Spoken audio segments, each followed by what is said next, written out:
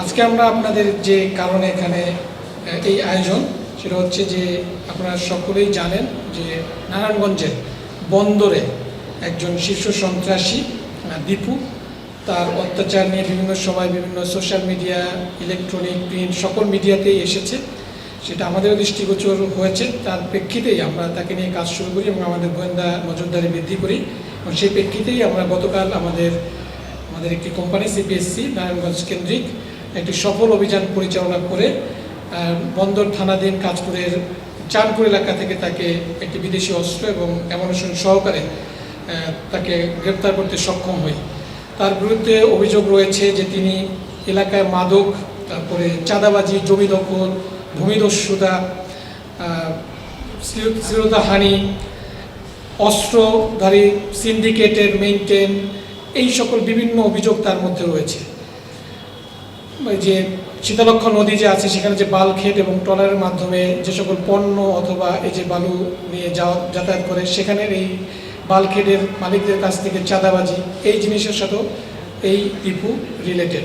So তারই প্রেক্ষিতে আমরা তাকে নিয়ে কাজ শুরু করি এবং গতকাল আমরা একটি গোয়েন্দা তথ্যের মাধ্যমে জানতে পারি যে তিনি তার যে বাড়ি চাঁদপুর, সেই চাঁদপুর এলাকায় কোনো একটা জায়গা থেকে আসতেছেন এবং সেখান থেকে আমরা একটা অভিযান পরিচালনা করি।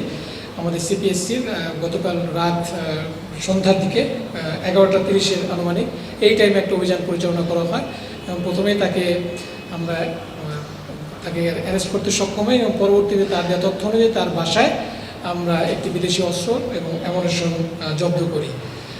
তার বিরুদ্ধে আইনানুগ ব্যবস্থাগুলো প্রক্রিয়াধীন রয়েছে। এখানে উল্লেখ্য যে তার বিরুদ্ধে 18টি মামলা রয়েছে এবং এই 18টি মামলার মধ্যে একটি হচ্ছে অস্ত্র মামলা, একটি হত্যা মামলা, 8টি হত্যা চেষ্টা, একটি ডাকাতি, একটি অপহরণ, 3টি চাঁদাবাজি এবং 2টি মাদক মামলা রয়েছে। সো এই মামলার প্যাটার্ন দেখলেও আপনারা বুঝতে পারছেন যে সে কোন লেভেলের এবং সকল ধরনের ক্রাইমের সাথে সে রিলেটেড ছিল এবং মানুষের জমি দখল করে কম দামে থ্রেড দিয়ে মালিকদের কাছ থেকে দখল করা, কম দামে কিনে নেওয়া, এই ধরনের অভিযোগও তার বিরুদ্ধে ছিল।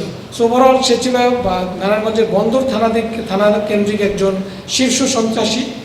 বিভিন্ন সময় তিনি আলোচনায় এসেছেন এবং সে প্রেক্ষিতে আমাদের গতকালের অভিযান।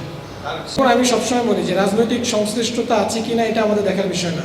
আমরা আইনশৃঙ্খলা বাহিনীর সদস্য হিসেবে, বিশেষ করে র্যাব, আমরা দেখি ক্রাইম অ্যান্ড ক্রিমিনাল। তার সাথে সে যদি কোনো ক্রাইম করে থাকে সে ক্রিমিনাল কিনা। সো তার সাথে একজন বিদেশি অস্ত্র সহকারে পাওয়া গিয়েছে তাকে এবং তার বিরুদ্ধে 18টা মামলা আছে বিভিন্ন অপরাধের সাথে রিলেটেড। সে কোন দলের সদস্য, কোনো দলের সাথে তার সংশ্লিষ্টতা আছে কিনা এটা আমাদের কাছে মুখ্য বিষয় না। আমাদের কাছে মুখ্য বিষয় হচ্ছে সে অপরাধী কিনা। আমরা এখন মামলা দিব। পরবর্তীতে যে একটা প্রসেস আছে, প্রক্রিয়া আছে, সেই প্রক্রিয়ার মাধ্যমে একটা সংস্থাকে তদন্তের দায়িত্বভার দেওয়া হবে।